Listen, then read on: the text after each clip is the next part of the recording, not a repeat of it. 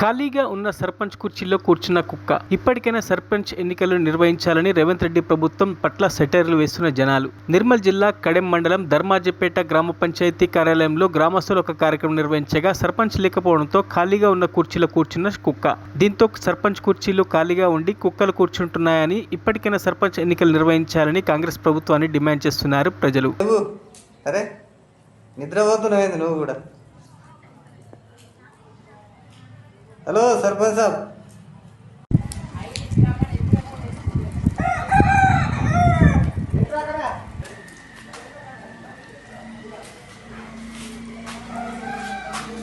ఏం సర్పంచ్ సాబ్ ఏం చేస్తున్నావు? వస్తున్నది సర్పంచ్, కొద్దిగా లేవు కూర్చో. సర్పంచ్ సాబ్ కొద్దిగా కూర్చో, లేవు. అరే నిద్రపోతున్నావు నువ్వు కూడా? హలో సర్పంచ్ సాబ్.